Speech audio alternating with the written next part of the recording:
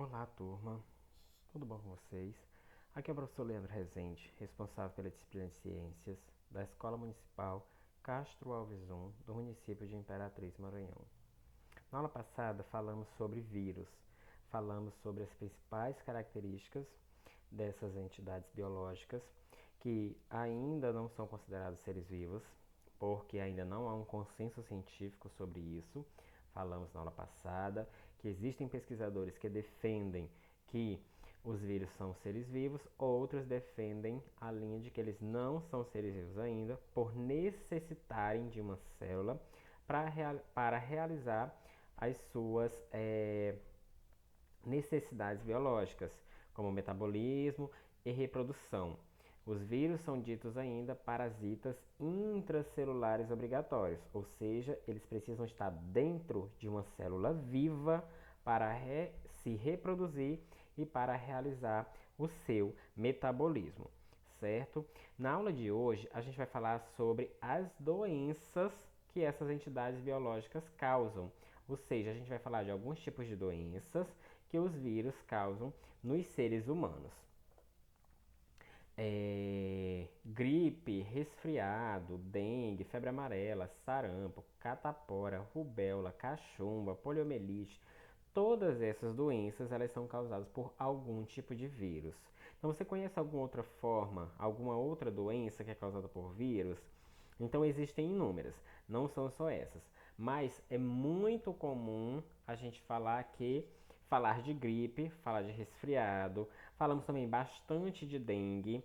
Atualmente, pouco se fala sobre sarampo, catapora, rubéola, cachumba e pólio, porque essas doenças elas foram erradicadas com o uso da vacina. Então, a vacina ela veio como uma ferramenta que acabou eliminando muitas doenças que eram muito pertinentes na nossa sociedade.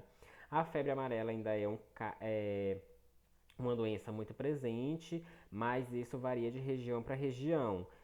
De tempos em tempos dão alguns surtos de febre amarela, mas as pessoas voltam a tomar a vacina e a doença ela deixa ali, fica ali, vamos dizer assim, adormecida por um certo tempo.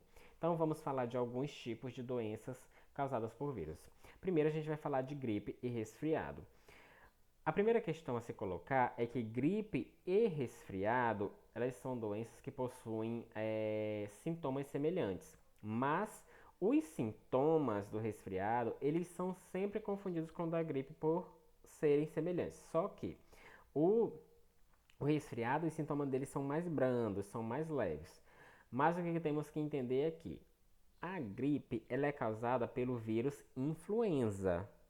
E o resfriado, ele é causado por diferentes vírus, não é pelo vírus influenza. Ele é causado pelo rinovírus, parainfluenza e o vírus sincicial respiratório. Então, são diferentes com relação a isso. A gripe é causada por um tipo de vírus e o resfriado é causado por três tipos de vírus. E nenhum deles é igual ao vírus da gripe. E outra, os sintomas do resfriado são mais leves do que o da gripe, porém, os sintomas eles são semelhantes. E aqui do lado a gente vai ter uma imagenzinha mostrando aí os sintomas da gripe e os sintomas do resfriado. Por exemplo, tosse e espirro. É um sintoma comum para as duas, para gripe e resfriado. Dor de garganta e dor no corpo, sintoma de gripe. No resfriado, a gente vai ter dor de garganta, a gente não vai sentir dor no corpo. Cansaço é sintoma de gripe. Coriza é sintoma de resfriado, que é aquele corrimento que fica ali no nariz e que causa muito incômodo quando você está resfriado. Febre e sudorese, ou seja, você fica febril, a sua temperatura aumenta e quando esses sintomas de febre está passando, você tem aquela sudorese mais forte, que é a produção de muito suor, que a gente costuma chamar popularmente de suar a febre. Você toma um remédio, a sua temperatura baixa, você diz, nossa, a febre está suando. Por quê? Porque você tem uma sudorese excessiva. O que é essa sudorese excessiva? É um equilíbrio de temperatura interna, porque a temperatura estava muito alta, o corpo ele vai equilibrar essa temperatura, para o seu corpo ficar em temperatura normal, e a resposta do corpo para esse equilíbrio de temperatura é a produção de suor, ou seja, ele vai eliminar suor, que é quando essa temperatura está sendo equilibrada internamente, que é a temperatura normal do corpo. Enquanto o resfriado vai ter um sintoma de nariz entupido. É muito comum no resfriado, certo? Febre e sudorese não é sintoma de resfriado, certo? E aqui a gente tem os mecanismos de prevenção de gripe e resfriado. Por exemplo, lavar as mãos. Bebidas quentes, porque as bebidas quentes elas vão auxiliar ali é, no equilíbrio da sua temperatura interna e provocar sudorese para você suar a febre no caso da gripe. Utilizar máscara de proteção para evitar contaminar outras pessoas quando você estiver sentindo ou quando você estiver em ambiente aglomerado com pessoas que estejam com o vírus. Utilizar antisséptico para limpeza, desinfecção, lenços descartáveis, não utilizar toalhinha para ficar limpando o nariz, porque o vírus ele vai ficar ali. O ideal é que você use lenços descartáveis, que você limpa o nariz e joga logo fora, descarta esse material. Se alimentar bem com alimentos com vitaminas, dormir bem para o corpo descansar, renovar as forças, renovar as energias, restaurar os seus órgãos internos e exercício, atividade física para o seu corpo desenvolver o seu sistema imunológico, o seu sistema imunológico ficar bastante ativo e para trabalhar contra essas doenças. Então, o princípio básico de toda e qualquer doença, de prevenção, é o que é higiene. É se manter limpo, é fazer exercício, dormir bem, lavar bem as mãos, se alimentar bem. Então isso é uma prevenção básica para toda e qualquer doença. Porque isso, mesmo que você mantenha uma higiene boa, de lavar as mãos, tomar banho, se higienizar, utilizar antisséptico, dormir bem, fazer atividade física e se alimentar bem, o seu sistema imunológico vai estar de boa. Então, qualquer doença que estiver ali, o sistema imunológico ele vai trabalhar melhor. E com relação aos sintomas, tosse, dor de garganta, fadiga, nariz escorrendo ou entupido, dor de cabeça, espirros, febre, dor no corpo, isso são sintomas comuns à gripe e resfriado. Alguns deles só de gripe. No caso do nariz estupido, é sintoma de resfriado, dor no corpo, sintoma de febre, sintoma de gripe, febre, é sintoma de gripe. Então, por aí vai, certo? Então, utilizar sempre essas medidas de prevenção e tomar bastante cuidado quando você começar a se sentir esses sintomas aí. E já procurar o médico, contar sempre os sintomas que você está sentindo para os seus pais, que eles vão tomar as providências corretas. Uma outra doença que eu acredito que vocês já ouviram falar bastante é sobre a dengue. A dengue é transmitida pela picada da fêmea do mosquito Aedes aegypti. O Aedes aegypti é um mosquito, como vocês conseguem ver aqui na imagenzinha, ó, o mosquito adulto. E você vê que ele parece muito como o que a gente chama de muriçoca, alguns lugares chamam de pernilongo, mas diferente da muriçoca, ó, ele tem aqui ó, os tracinhos brancos nas patas e no corpo. Então atente-se a essas características. Quando você matar esses pernilongos, essas muriçocas na sua casa, você observa se tem essas manchinhas brancas. Se tiverem, deve ter se tiverem os mosquitos que vocês estiverem matando, se tiver essas manchinhas aqui, deve ter algum foco perto na sua casa ou próximo à sua casa, de trás do muro ou em algum lixo, acúmulo de água. Então, procure estar sempre eliminando esses acúmulos de águas paradas, porque são os locais em que essas fêmeas colocam os ovos e se reproduzem. Com isso, aumenta a quantidade de mosquitos ali por perto. E lembrando, é somente a fêmea que vai transmitir o vírus que causa a dengue. O macho ele não transmite. Por quê? Porque o macho ele não se alimenta de sangue. O macho ele se alimenta de seiva de planta.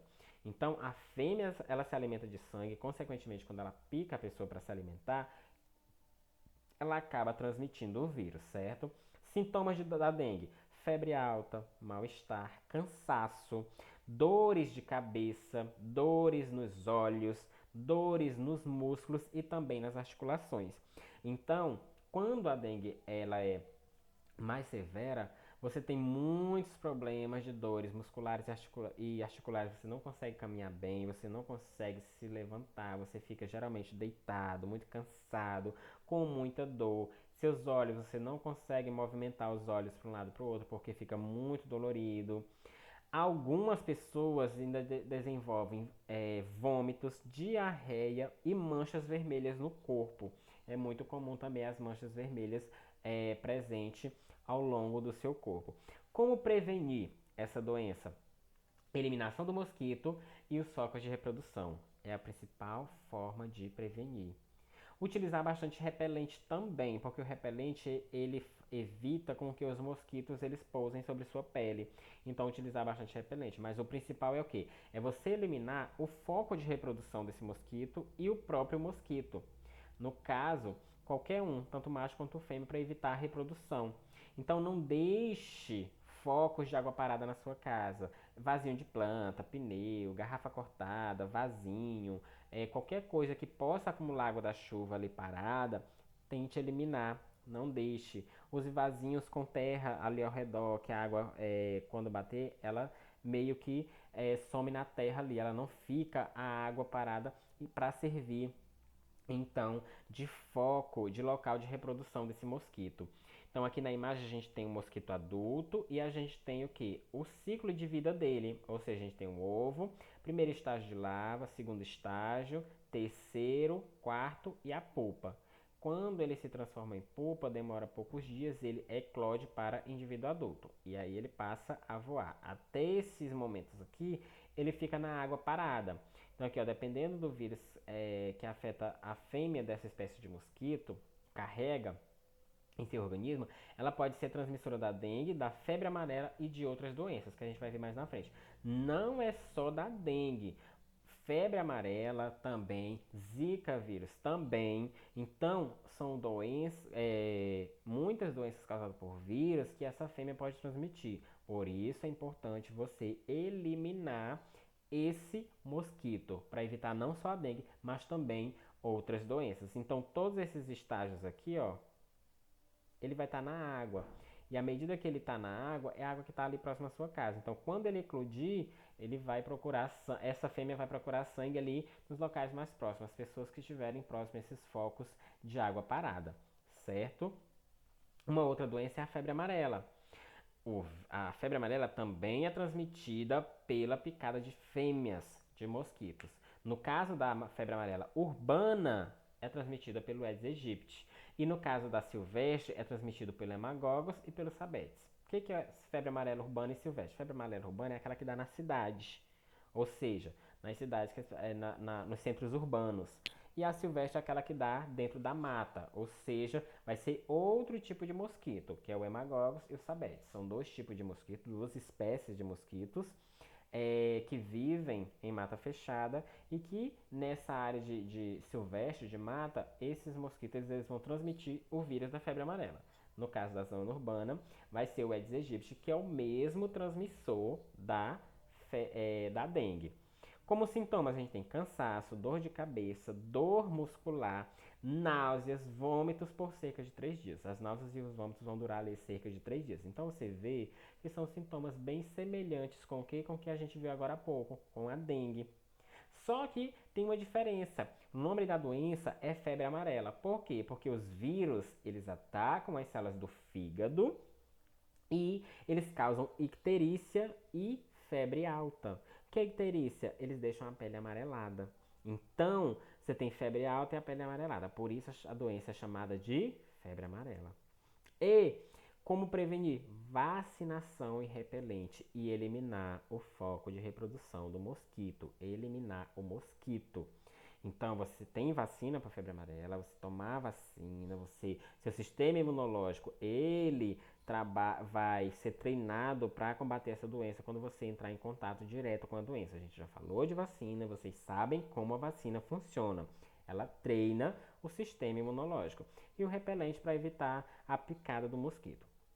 E aqui a gente tem, ó, sintomas da febre amarela silvestre e urbana, ou seja, fase inicial e fase tóxica.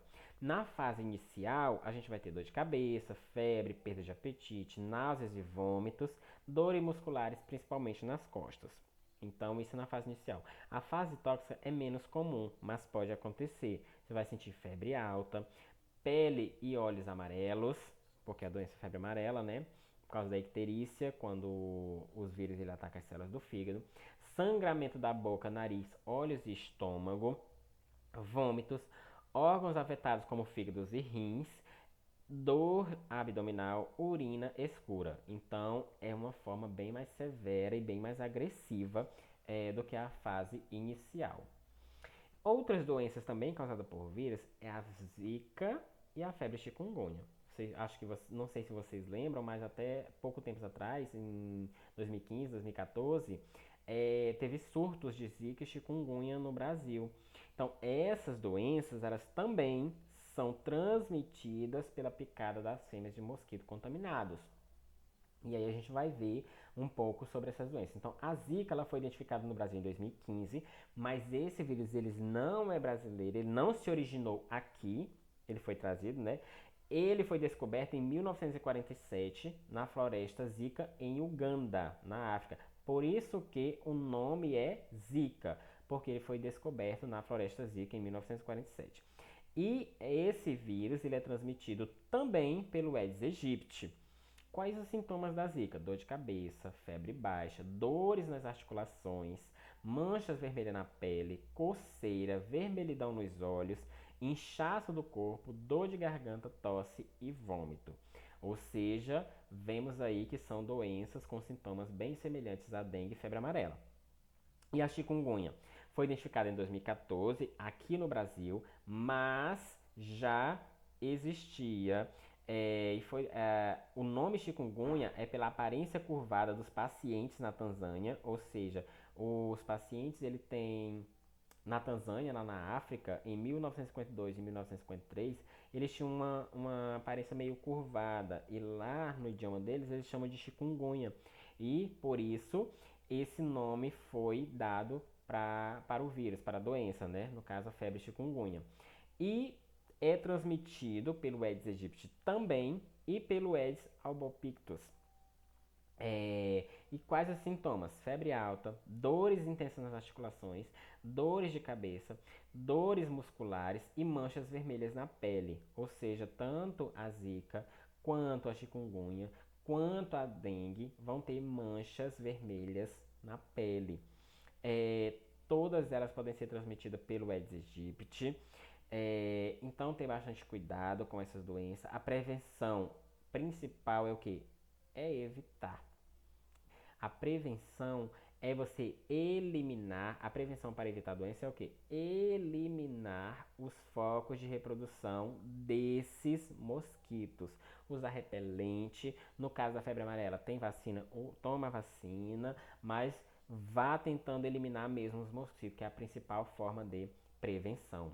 E para fechar, a gente tem esse quadro aqui comparativo de dengue, zika e chikungunya, os aspectos clínicos, porque a gente vai ter aí três doenças que são transmitidas pela mesma fêmea do mosquito, que é o Aedes aegypti, na zona urbana, e a gente vai ter aí uma pequena diferença entre os sintomas para poder identificar. Por exemplo, a febre. Na dengue, ela é alta, de 39 a 40 graus, e começa subitamente, ou seja, ela começa mais baixa e vai aumentando. A mesma coisa para a chikungunya, 39 a 40 graus e começa subitamente. Já na zika, ela é leve ou até mesmo ausente. Com relação a dores, você vai ter na dengue dores nos músculos, nas articulações, na cabeça e atrás dos olhos. Na chikungunya, você tem inchaço nas articulações e dores intensas que dificultam atividades rotineiras, como cozinhar, tomar banho, escovar os dentes, caminhar. E a zika, você tem dores menos intensas nas articulações, em geral nas extremidades, e às vezes acompanhada de inchaço, olhos vermelhos e aversão à luz. Então você vê que as dores maiores nas articulações elas vão estar presentes na chikungunya. As manchas vermelhas. Na dengue você tem manchas vermelhas, às vezes com coceira. Na chikungunya, sim, a coceira é intensa. E na zika, sim, com coceira intensa também. Atenção para as doenças de dengue. Você vai sentir náuseas, vômitos, diarreia, dor abdominal intensa, vômitos persistentes, acúmulo de líquidos causando aquele inchaço, tonturas, aumento do fígado, sangramento da mucosa, como dos órgãos internos, como estômago, letargia ou irritação, aumento de hematócritos, o que pode estar associado à redução de plaquetas. No caso da chikungunya, idade acima de 45 anos, é mais, os sintomas podem se agravar mais. Lesões prévias nas articulações, doenças crônicas, como por exemplo, hipertensão, diabetes ou autoimunes, como lúpus, podem ser problemáticas, as pessoas podem desenvolver a forma mais severa da doença. No caso das zicas, doença nas extremidades, dormência nas extremidades, dificuldade para caminhar, alterações neurológicas e paralisia facial. E as complicações da dengue é o que? Pode haver comprometimento de órgãos como pulmões, coração, fígado, rins e do sistema nervoso central. Pode chegar a evoluir para um caso de doença de dengue hemorrágica, que é o sangramento interno desses órgãos. No caso da chikungunya, persistência da dor por meses ou até anos, em alguns casos com queda da produtividade em populações economicamente ativas, de 20 a 60 anos, ou seja, você pode ficar com problemas nas articulações, você pode ficar sentindo dores nessas articulações por muito tempo, alguns meses. E no caso da zika, comprometimento neurológico que provoca debilidade muscular e possibilidade de reação autoimune, que é a síndrome de Guillain-Barré, que pode levar à paralisia cerebral. Então, é uma complicação muito séria da doença. E com relação a Zika, a Zika vírus, pode acontecer também no caso da mulher grávida, quando ela contrai a doença grávida, o bebê ela pode desenvolver a microcefalia, que é redução da massa encefálica. Então isso é um problema muito sério também. Então a mulheres grávidas devem evitar ter contato com as fêmeas do mosquito que transmitem a doença, utilizar bastante repelente, utilizar telas de proteção na janela para tentar evitar então contato com esse vírus e desenvolver a microcefalia em seus bebês, certo? A gente finaliza nossa aula por aqui. Espero que tenham entendido. Leiam bastante. Quando chegar neste quadro, pausem esse quadro, desenhem no seu caderno. Se vocês tiverem um livro didático, ele vai estar na página 27, vai estar presente lá. Vocês vão receber esse livro se vocês ainda não tiverem. Leiam bastante sobre o assunto. Tenham sempre em mente que o melhor remédio é prevenir, ou seja, eliminem os focos do mosquito. Caso tenha vacina, tomem a vacina. Vocês sabem como a vacina funciona. Existem outras doenças, mas a gente falou somente sobre algumas aqui. E a gente finaliza nossa aula. Tenham todos um bom descanso e até a nossa próxima aula.